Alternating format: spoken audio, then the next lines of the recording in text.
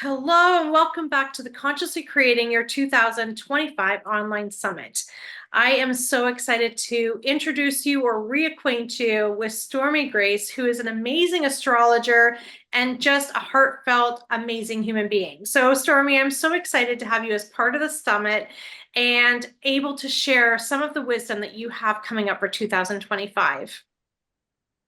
Hey, thank you so much for having me. Thank you for the invitation, and hello to everybody out there, whether we've met or we haven't. Just hello and welcome. Yay. Yeah, beautiful. Would you like to introduce yourself, like a little bit about what you do and what brought you to this space? Yes, well, so I'm a practicing professional astrologer by trade. That's what I do. I love it. So moving in the realm of working with consciousness, but consciously working with consciousness is where I try to focus my practice at. And I came from a pretty traditional background, good parents, good people. My family are judges, lawyers, police officers, and I am, of course, the one who's like, I'm going to be doing yoga and astrology. And so some of you out there may get that. But then I found astrology, or it refound me. We refound each other. I'm not sure the best way to say that. And we've been on a journey ever since. Somewhere in there, I realized I was really very good at business as well, and that I saw business as a spiritual practice, not as just something structured and concrete. And that has helped me shape my business and then teach other creative people how to build their business so that they can really share that creativity. So that is, the Cliff's Notes version of how we got here, but it's still what's really true for me today and how I'm moving and continuing to grow in the world. And I'm in love with it right now, honestly. I don't want other people to have that. Yeah, I love that. And, when we think about all the transformation that everybody's been through over the last few years, and, as you know, I just got up and moved, played that little MLS roulette and went, oh, okay, we'll go there. We didn't like it. So now we're somewhere else. But, you guys did that too. You very much made a huge move in transition. And I don't think you've stopped glowing since you got there. It's really very true, actually. But yes, so I'm originally from Colorado and my husband's from Minnesota, but we met and we've been raising our family in Colorado, and it's fantastic. It's a lovely place to live. Everybody should do it. But deep in me, and I think something truly in my soul story, I have been a polyglot forever. So being in the space where I could have access to multiple languages and just ease of life brought me back to Europe. And man, we have a particular transit. It's Uranus and Taurus. And what I saw around 2018, and then for sure in 2019, was a lot of people, including myself. It's like the earth got rumbled and people wanted to go back to the homes of their ancestors. And my grandmother left me ancestry and citizenship in Germany so that I could be and create our next little branch in Europe. And it was a gift. And so we came, and we did not go to Germany because I'm not a citizen just yet, but we came to Spain, and that was a whole YouTube story because we were not trying to come to Spain, but the universe knows what it's doing. And I came to Spain and I came into the house of Venus. And wow, my emotional life, my ability to receive and look at where I was not open to receive, to dance with femininity, realizing how much I was living in a masculine vibration, and just it's opened me. And that's exciting. But what I'm more excited about is what it allows me to do and help other people see now. That's really the ticket. And that makes me glow. I'm like, oh, I have things to share. Absolutely. And I will tell you, your Venus reset is on my to-do list, my wish list for 2025. It's like number 3 there. So yeah, Yeah. I will be joining you because I read the comments and stuff and people just love it. It's so transformational. And I just wanted the time to devote to it. So I've done that for 2025, Stormy. So you'll see me in there. Oh, I hope so. I really hope so. And I hope that you love it and it does what it was built to do. It is the one program that I have created that I can't actually say I created. That one, I was absolutely a vessel. Like Venus was like, get over here, sit down, grab me by my little ear and was like, I got a program, please push buttons and make it happen. And I did. And it just flowed through me and it's doing what I think it's supposed to do, especially, can I talk about 2025 a bit? Absolutely. Let's dive in. Okay, because we have a massive transit that we're moving out of, and that is Pluto being in the vibration of Capricorn, which has held its space for 20 years. We really can go into 2008 and start to see where this started to happen. And Pluto being our planet of death and destruction, but also being a societal planet, it really sets the tone for how we're going to do business and what's right and these kinds of things. There's a lot to say about that, but what I'd like to highlight is that as Pluto was traveling through Capricorn, it was in a feminine vibration, and it is the wise woman, right? And so it's been a very high, you don't cry at work, go to work, just be steady, get it done kind of energy. And many people have experienced that. And one of the things I came to notice is that in women, it really created a couple decades where it was really like, just, you don't have a cycle, just be steady, just be straight, like masculine energy, right? So we see a lot of women being removed for the fact that they live in cursive instead of, just straight writing. And that has done some damage as well as the good that it's done.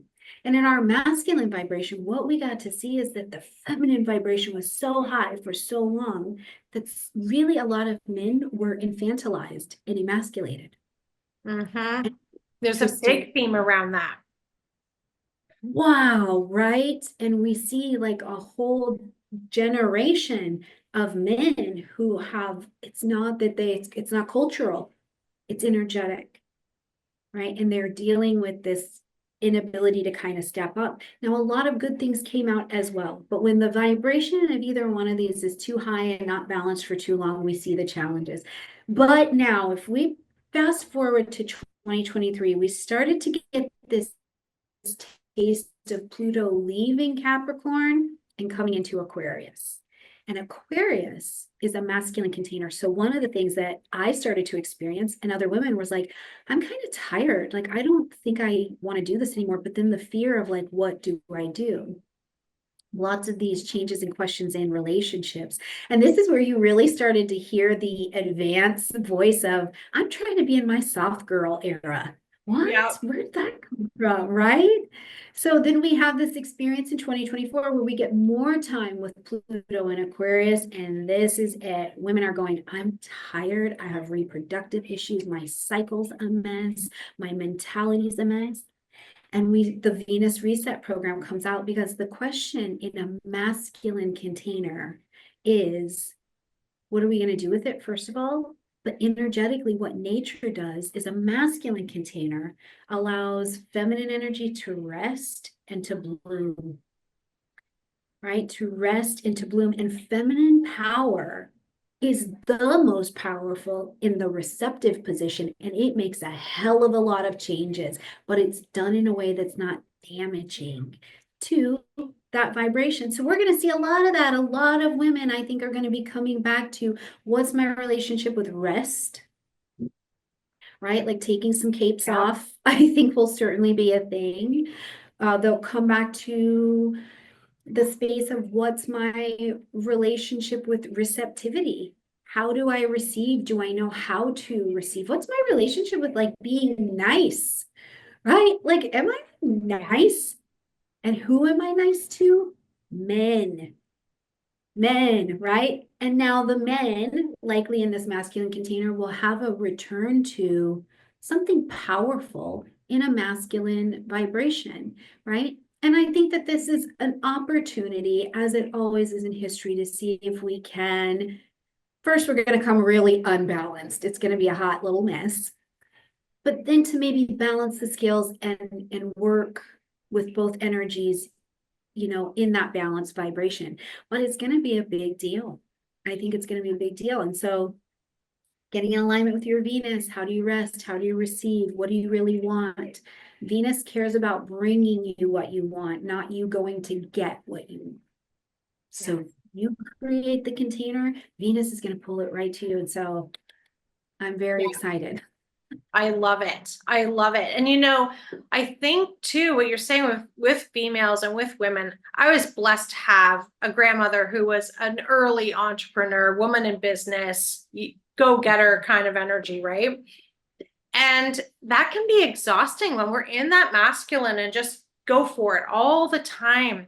And so it's so beautiful to have that gift of remembering, no, feminine divine is still here.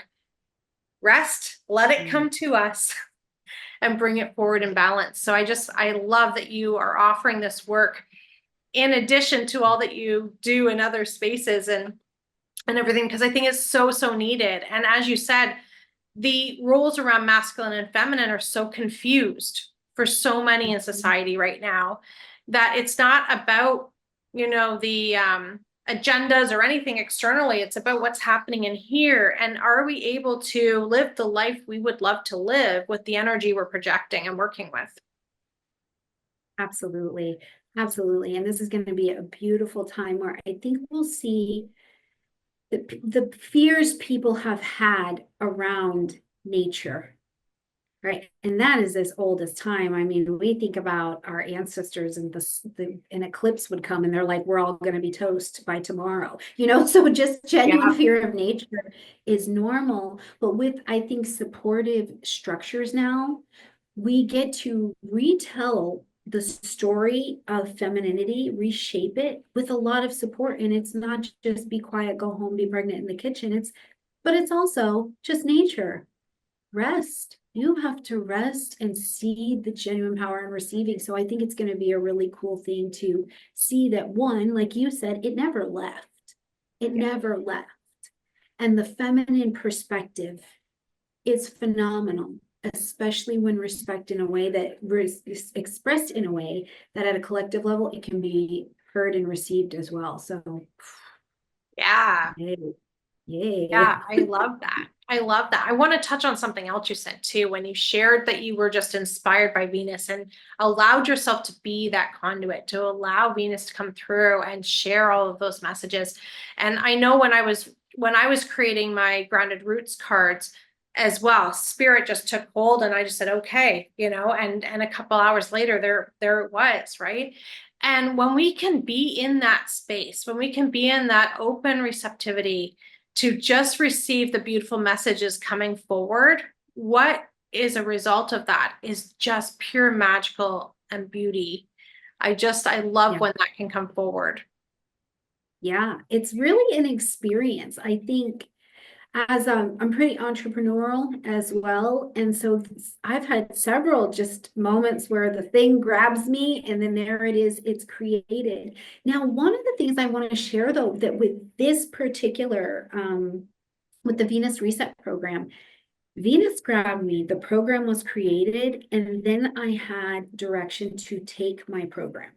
Yes. Because I created my program and then it was like, take my program. And one of the first things that happened for me is, first of all, I was in shock. I mean, absolute destructive shock that I was like, oh my God, I've been trying to live like this. And so I had to really get tapped into my cycle. And I was like, I live in cursive. Listen, I don't know. I'm like, is it between the 19th and the 23rd? Because of different girls coming to the table. You know what I mean? But this was something I didn't even realize I was so disconnected from. So I do want to share too that the next thing that happened is it hit my marriage. It hit my marriage full on because I was an entirely different woman coming to the table. Now, today, I've got a good partner. He's in it for the go. But, it was like we had to reshape around that.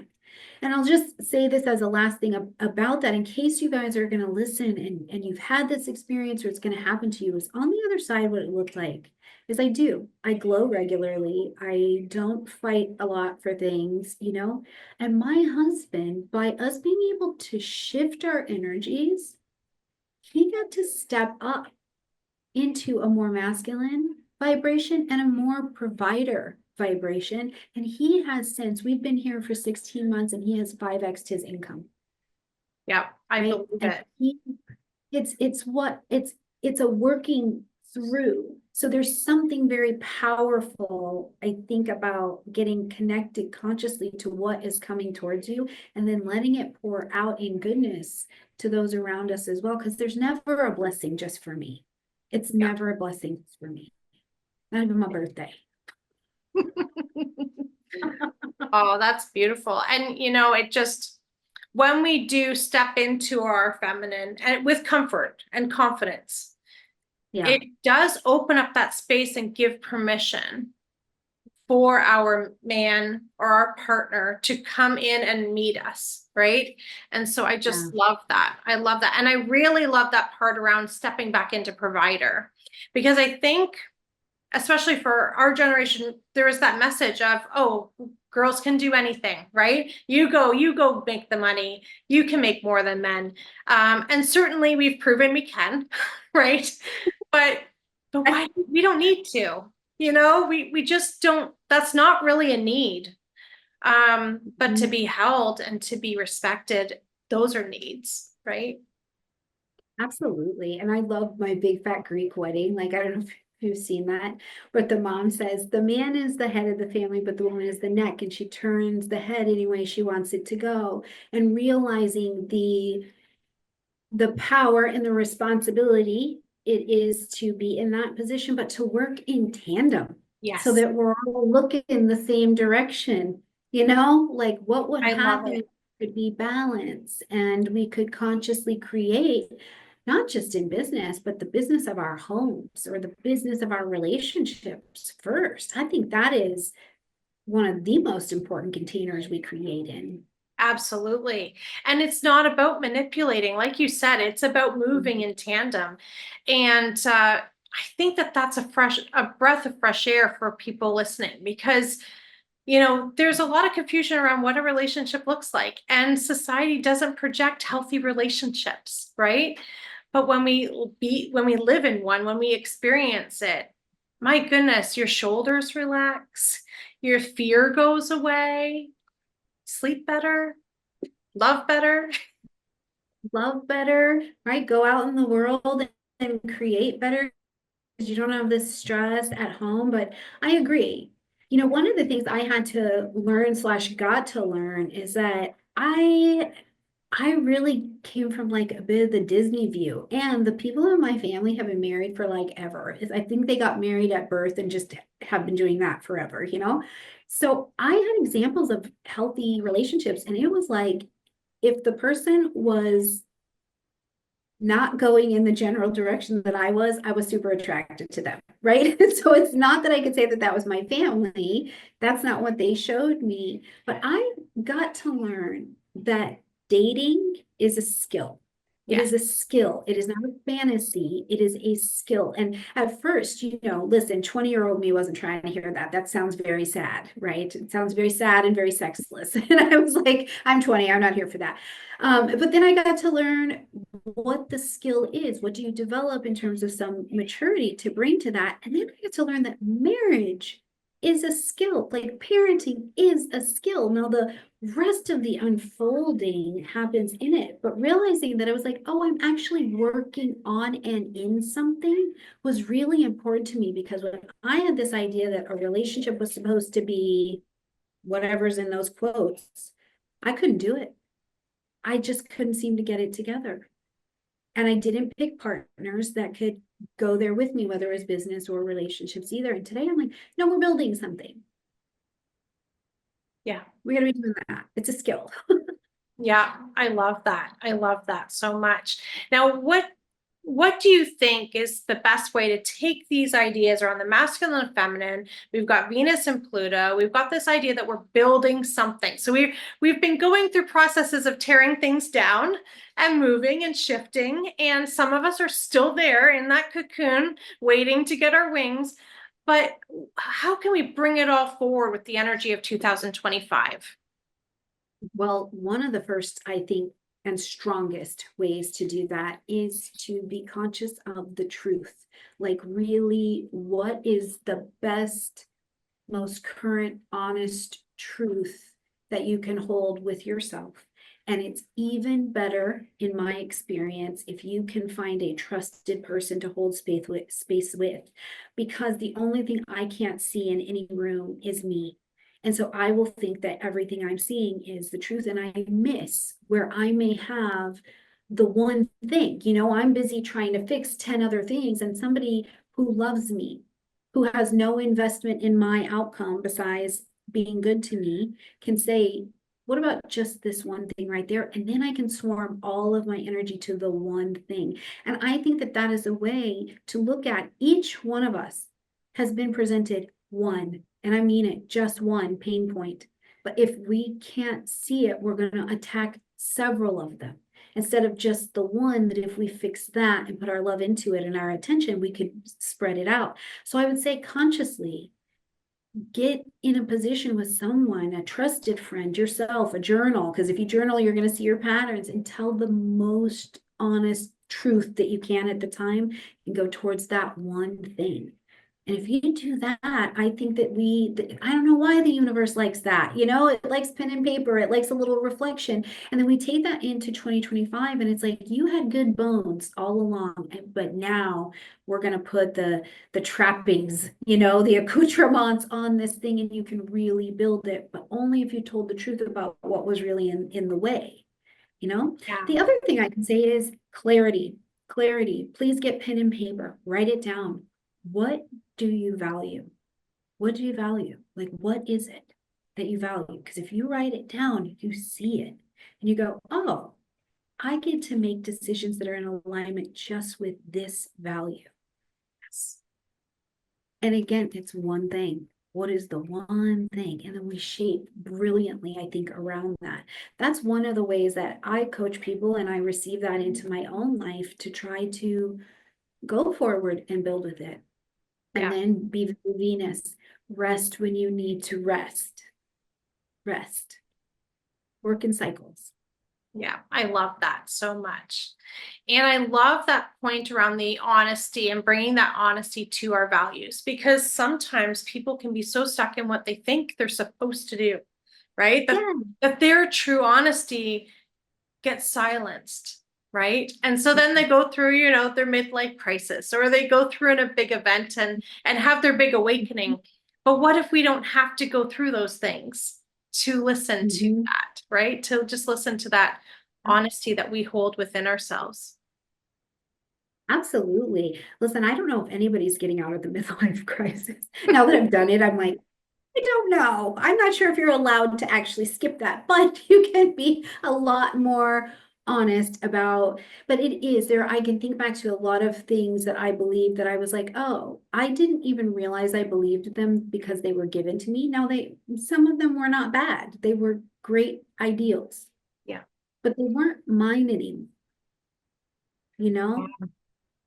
And that's maybe a great phrase to take with us too, is that's not mine anymore. I Because love that's that. a good place to move forward and say, okay, no, this really was true for a while, just not anymore. I love that. And what's so interesting? We talk and we practice healing with our inner child so often. And what you're saying is bringing to mind to me, we can also heal with our inner teenager. Because our inner Oh, yeah. teenager is okay with discerning, I don't like that. Absolutely, absolutely. And it's so funny you're saying that, because just a part of where I'm at in my journey right now is that I'm back in my late teenage years. And so the universe has put me in a Korean class that I love, and I love studying Korean. This is my love. But all of my classmates are between 18 and 23. All of them. Oh, wow. And it is so funny because I'm just there with them, but it's that me with them, but older me just kind of observing. And it's so cute. You know, they're all of the things that I was and was wondering about and afraid of at that time. And the one girl said, I don't even know who I'm going to marry. And I was like, well, I married like 3 people, so you'll be fine. You know, it was, and it's just so funny though, that I'm like, they have no idea that I'm healing with them.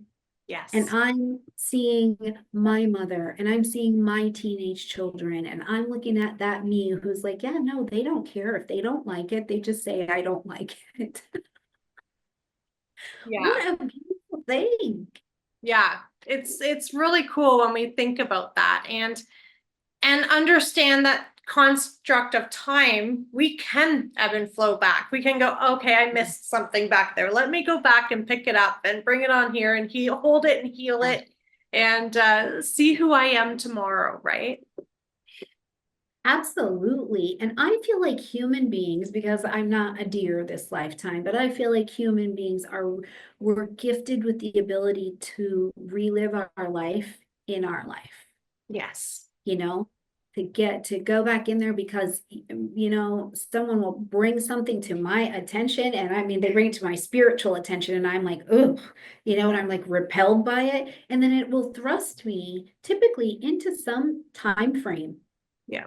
you know, that it's like, oh, okay. And then I get to do some journaling. I get to do some writing and talking with my spiritual teacher. And it's like, yeah, what was here? What was my part in here? What did I need to see? And we're so fortunate in that way if we can consciously participate and we surround ourselves with people who want to consciously participate, you know? Yeah. Absolutely. Absolutely. This idea, that things happen to us. I'm not sure that we can really stand in that belief anymore, right? There's just too much that happens that we have to understand. Well, we don't have to. People can choose to believe that if they want, but in order Right. to move forward, that responsibility of I consciously chose this. I'm creating my life. So that is such a beautiful gift, because then if we don't like what we're seeing, we can consciously shift it. Yeah, and that doesn't mean that it's easy, you know, Yeah. like that does not mean that it's easy. Oh my goodness, when my husband and I was coming awake, we had to include outside help because I was like, I'm a wreck. I understood deeply and intuitively that I'm like, what's happening is supposed to happen. It's natural, it's normal, but we needed a guide Yes. to walk us through where we needed like a human one. I was like, don't tell me what your spirit said. I don't care. We need a human who's Yeah. been here to walk us through. So, you know, I just want to highlight that too, that just because we get to consciously create doesn't mean it's not hard or that I don't have the skill. You know, so I can remember thinking that, oh, if I'm going to be consciously creating or living in the realm of the spirit, it's going to just come to me. Not always. Sometimes what No. comes to me is you have no idea what you're doing. You need a teacher. Well, we're always still having a human experience here, right? So, we can meditate all day long, but that doesn't mean that we don't have defense mechanisms and things that call for Yeah. healing. And I love that you bring up the part about asking for help, because for me, I don't believe consciously creating means that it's just us and spirit and we do it on our own, or, we bring in the people into our world that can validate what we're feeling or validate our path or can give us new tools and new skills, and what a blessing that we have access to all those things. And I think we have to credit too social media and all that. How beautiful is it that without really any money, you can go on and learn from beautiful people, right? Whereas we couldn't do that 20 Absolutely. years ago. Absolutely, you know, and it opens the door for, I think, so many creators to realize that yes, you may be saying the exact same thing as someone else, but you're speaking you, and all Yeah. the people that speak you are going to find you because they can hear your voice, your vibration, your whatever, the heart position aligns. And without social media and these advancements, you know, I wouldn't have connection with some of the beautiful teachers I've met from India, from Korea, from, you know what I mean? We just Yeah. wouldn't be connected in the same way at all. So I think it's a great time to find the gratitude in the digital revolution. Yes, absolutely. And, you know, we have lots of things like AI coming to forefront and all of these things. So sometimes it can be hard to remember the blessings that are coming with the unknown, right? And just that practice of gratitude of saying, you know, I'm so grateful that here I am in Sault Ste. Marie, Ontario, and you are in Spain, and we are able to connect this afternoon, right? And how beautiful that is. And at one point in time was not a possibility. Yeah, absolutely. And how nice is it to know that it's like, okay, I'm feeling ungrounded in my uncertainty, and someone, like you said, a whole country away is too, and we can just be like, okay, yeah, let's just be ungrounded together today, and we'll see what tomorrow brings. That's a beautiful thing. It is. And, you know, I think a lot like I experience, you do too, where you will get seasons of clients and it doesn't matter where they are, they're all coming to us with the same kind of vibes going on. Okay, it's the week of mother issues. Okay, it's the week of, you know, wounded child work. Okay, it's the week of, you know, wanting to find my soulmate. Like, and it's so beautiful to Absolutely. see. I get such a giggle out of, okay, well, today I've got LA and England and New York, and all of them want the same thing.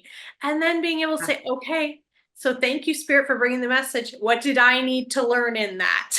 Right? That is exactly it. That is exactly it. Because when I'm attracting a pattern to me, I'm like, okay, where is this? And it doesn't take me long to Yeah. see it in my life.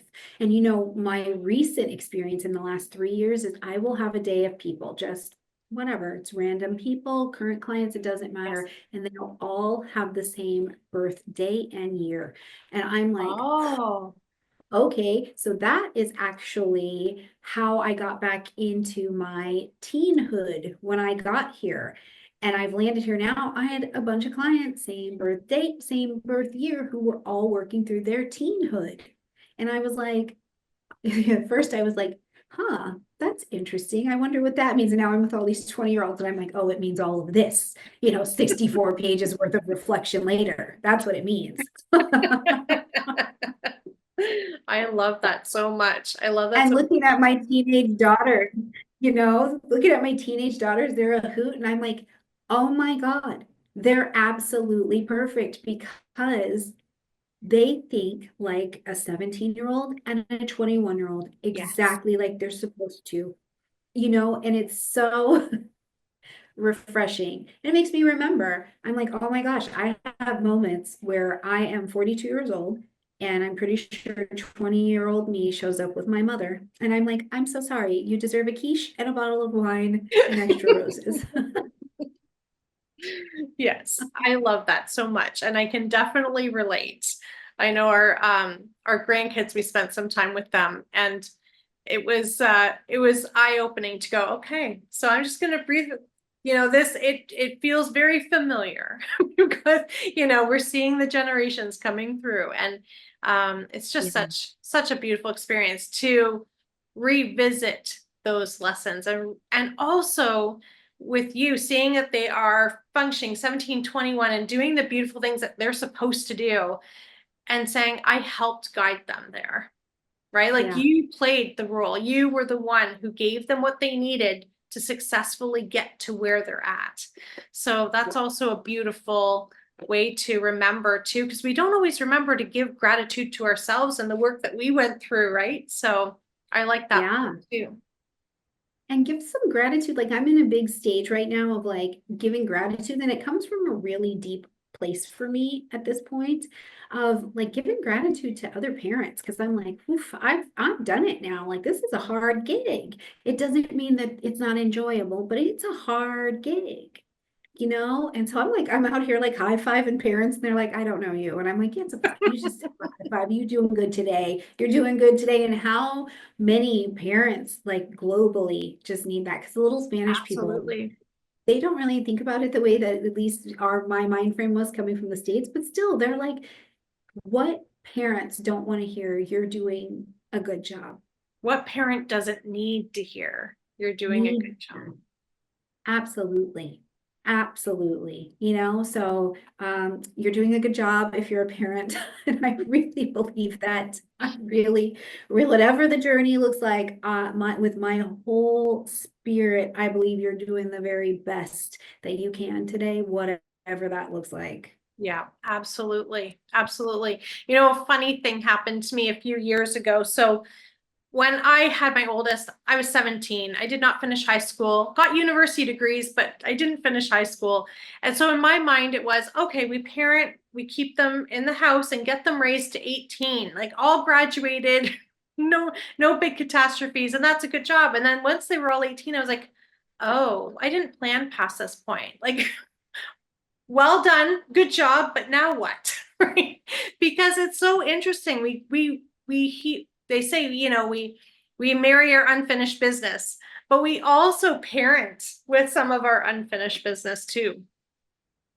Oh, yeah, absolutely. And it is fun watching them where they're at now because they're both, headed out the door. And so, one, I'm getting to actually watch and see what they know.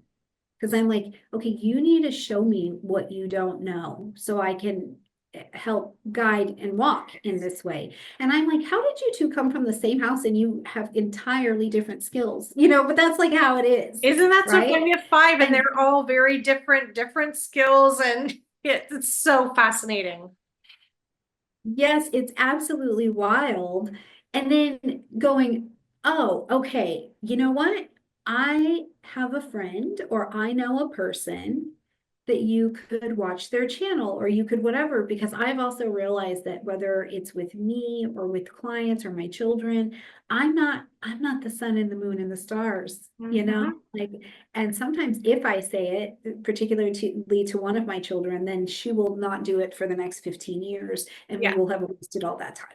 So, and just being aware that that is a way to consciously create in my life, and pass that suggestion on to other people. Be like, listen, in your relationship with that person, do they listen to you when you share a piece of information, or is it best to just pass them someone else who can give them the same thing, and that's okay? I used to think that was really like it made me weak, or I had a lot of Yes. words that are not fun attached to that. And today I think that it makes me a bit wiser because Yes. it's like we just are looking for the very best outcome however we get there. Hmm. Absolutely. And I think generationally, it's been a program for quite some time now, right? You show strength by doing it alone and doing it yourself. And I love that we are entering a space where we're realizing, no, we get somewhere by holding each other. And it's Mhm. okay to not know everything. It is okay to say, hey, go on over to Stormie's channel and watch how she does this. I love it, and pass people on.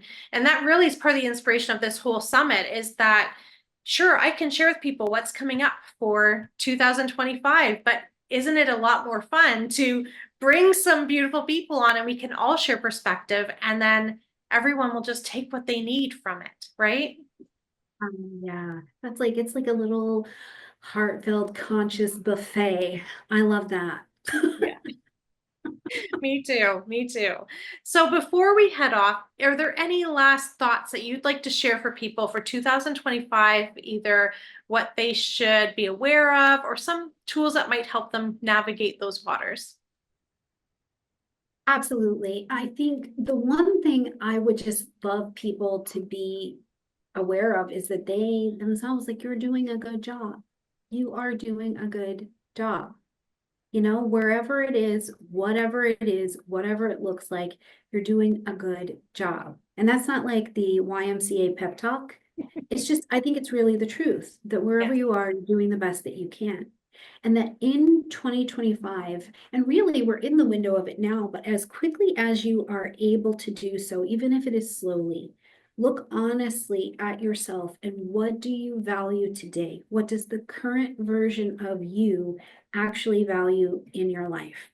And then start to create and gather your resources around that, even if it's not what your parents told you is valuable, and even if it's not what society has told you is not valuable. anymore, because sometimes the most out of the box thing we do is get in the box, you know? So whatever is true for you, this is a big world. Your reality can be created into whatever you want as long as you define what is important to you.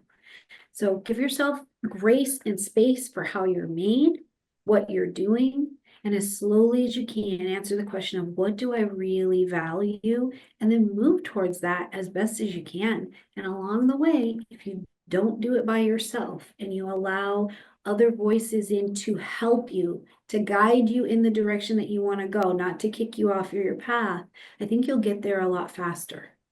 So that's what I would offer. Beautiful. Thank you so much, Stormie. I'm so grateful that you're here with us and kicking off this summit. And I know everyone is just really excited to hear the other speakers, but also to connect with you.